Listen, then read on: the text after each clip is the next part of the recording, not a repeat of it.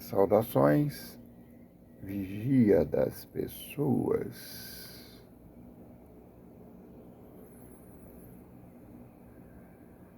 Hoje, Gênesis, como você nunca viu, capítulo 13. 13.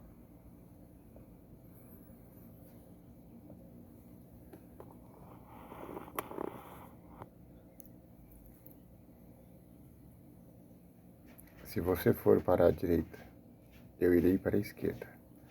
Se você for para a esquerda, eu irei para a direita. Afinal, por que estamos brigando? Somos parentes chegados.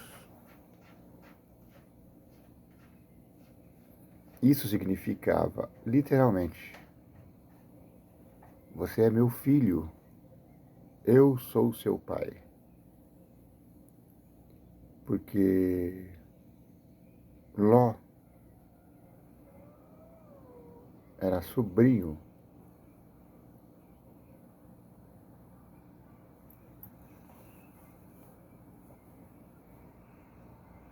de Abraão. Quando seu pai morreu, seu pai era Naor. Não lembro agora, esquece isso. Quando seu pai morreu, o irmão de Abraão,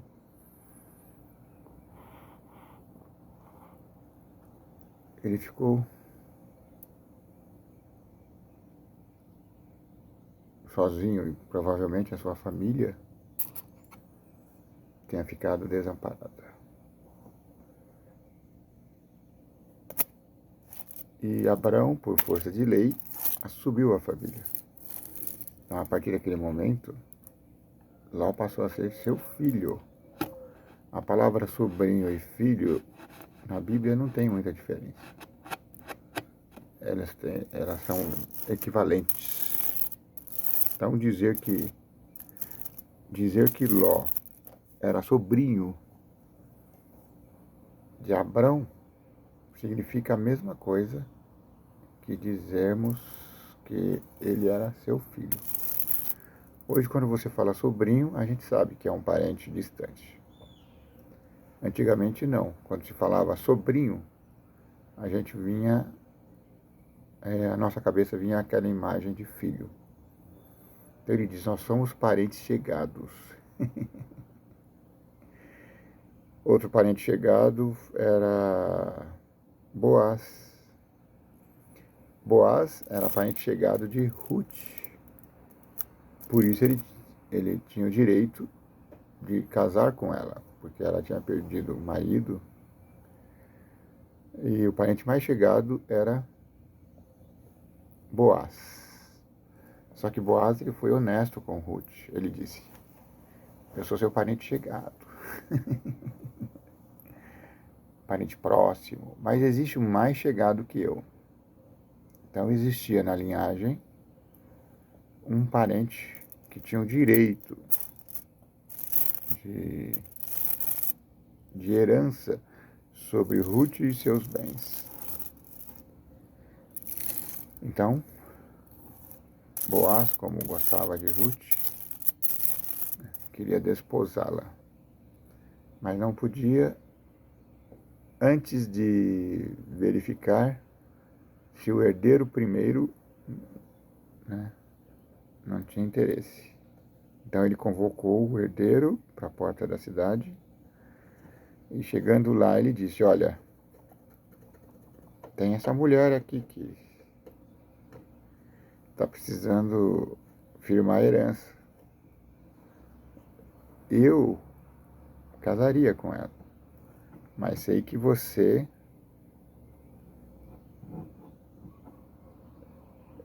tem prioridade. Ele disse, ora, se você estiver falando só de herança, dos bens, direito de compra, eu assumiria. Mas eu não quero casar com essa mulher, não. Então, eu abro mão do meu direito de herança. E aí fizeram um acordo. Então, Boaz pôde casar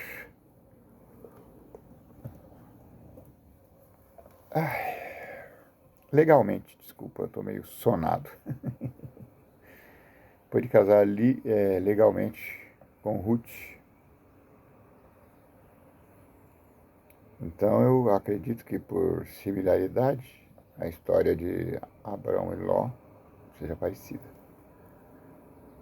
Então o sobrinho Ló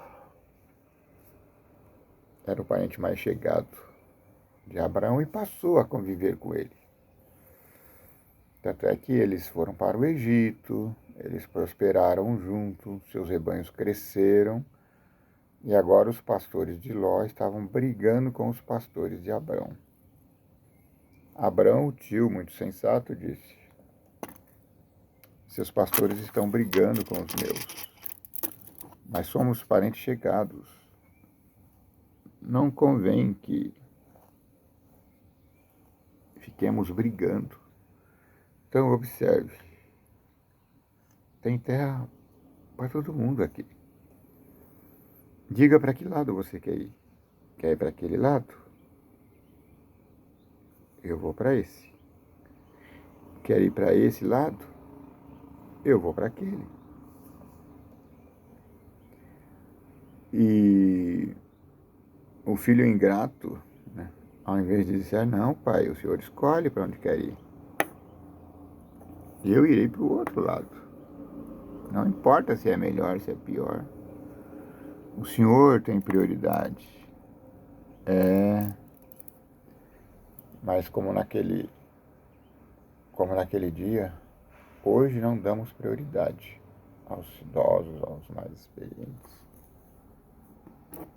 A gente fica contente em poder escolher primeiro, né? E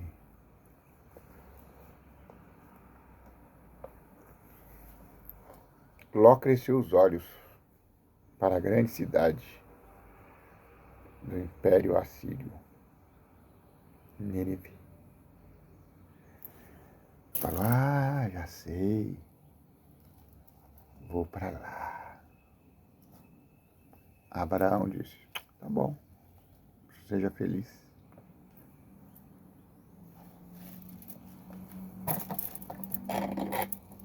Estou aqui tentando arrumar a luz para que você veja com mais nitidez. Acho que tá bom. E foi isso. Ele viu que as colinas de Nínive, as planícies de Nínive, eram belas, tinha grama verde à vontade. Falou, vou para lá. E assim os dois rebanhos, as duas fortunas se separaram.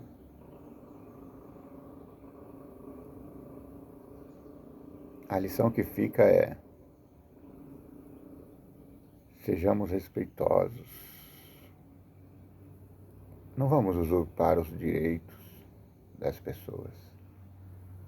Porque direito, com todo respeito aí aos meus irmãos do direito, isso é uma convicção pessoal minha. Pessoal minha. Essa convicção pessoal me diz que direito não se exige. Direito se oferece.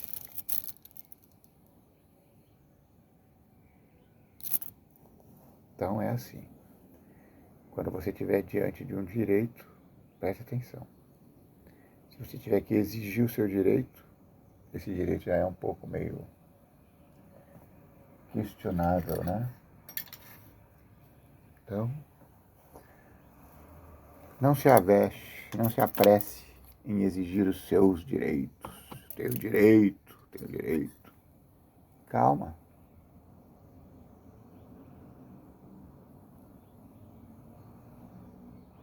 Direito é direito. Se você tem direito, o Senhor do céu vai passar para você.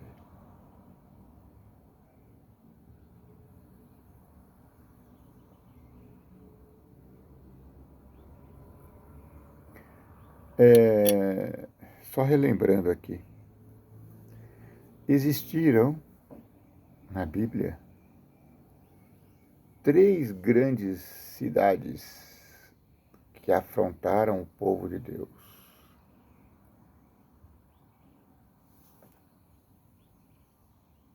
Nínive,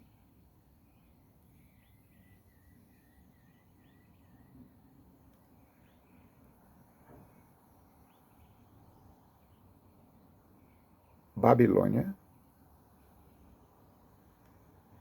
e Egito. Essa Nínive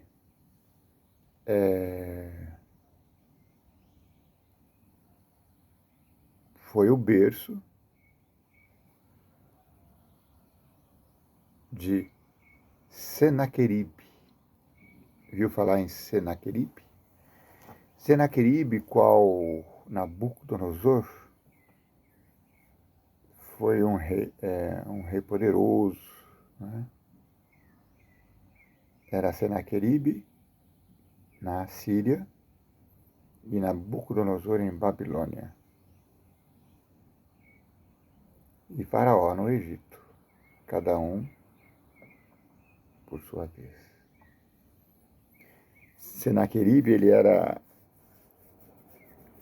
descendente de Nimrod. Nimrod, o grande construtor de cidades. Já dizia o velho ditado, seja como Nimrod, o grande construtor. E Senaqueribe era descendente desse poderoso rei. Viu? Aí está formada a tríade perseguidora de Deus: Babilônia, Assíria, Egito.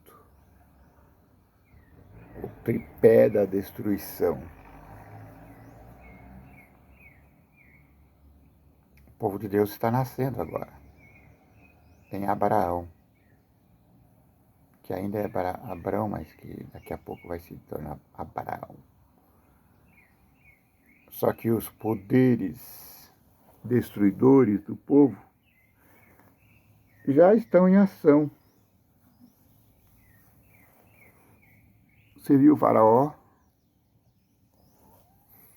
casando com Sara? Daqui a pouco você vai ver Senaqueribe atacando o exército de Samaria, né, dominando o exército de Samaria, e depois querendo se sobressair em Jerusalém. E Faraó, Senaqueribe e Nabucodonosor, subjugando finalmente Jerusalém. Então, você está vendo o caldo que está sendo preparado? Você está vendo aí o pano de fundo? Sim. Eles estão conspirando contra o povo de Deus. Eles estão ancorados sobre um grande mar chamado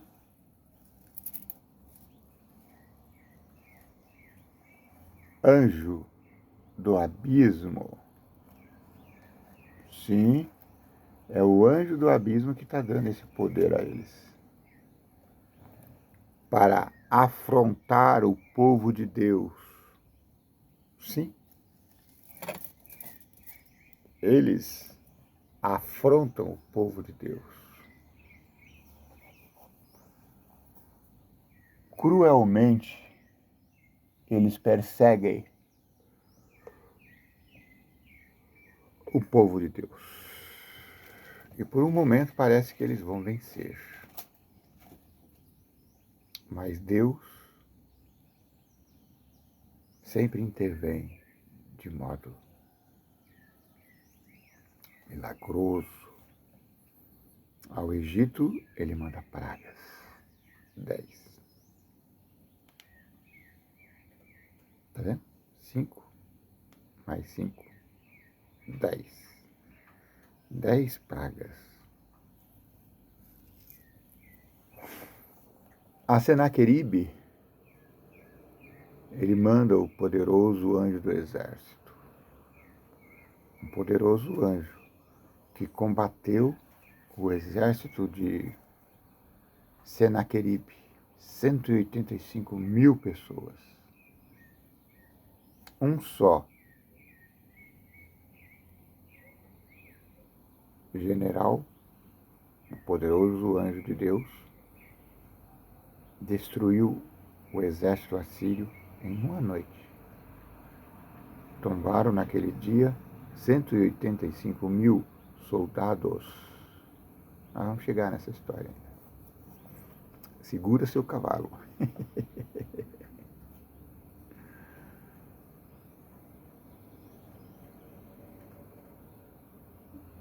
E finalmente Babilônia.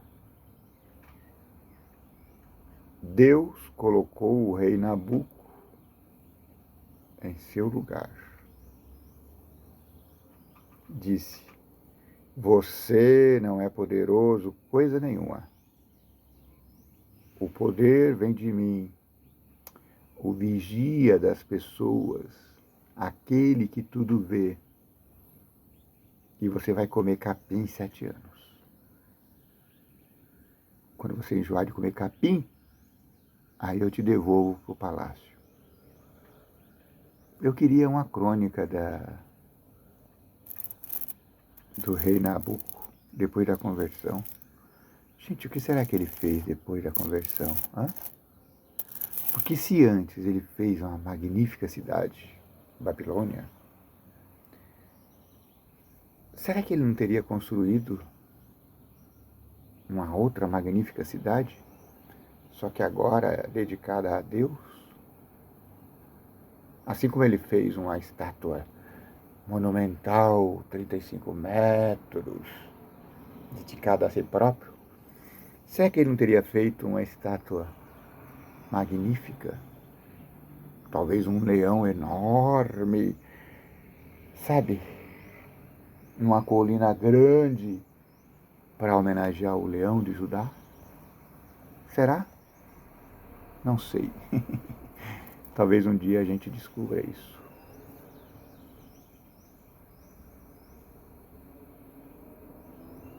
Esqueci de alguma coisa? Não, acho que o capítulo 13 é aqui. Esqueci sim. Dê o seu like. Compartilha. Curta. E eu estou vendo aqui, ó. Fulano, cicrano, você ainda não se inscreveu. Por quê? Vai custar alguma coisa para você? Ah, eu estou inscrito no Vigia das Pessoas. Isso vai trazer algum malefício para você? Não. E para o Vigia das Pessoas vai ser importante, porque daqui a pouco ele vai poder fazer lives no YouTube. Então faça isso. Inscreva-se. Compartilhe aí com seus grupos, suas redes sociais. E aí nós vamos ficar um canal grande. Eu prometo que daqui a pouco eu vou me aperfeiçoar nisso. Editar esses vídeos, e aí eles ficarão menores. Mas enquanto isso não acontece, vamos exaltar o Deus do céu. Aquele que vai te guardar. Que o Senhor te proteja, te ilumine, te guarde. Que o Senhor do céu faça resplandecer o seu rosto sobre ti. Que o Senhor do céu tenha misericórdia de ti. Que o Senhor do céu te dê paz. Amém.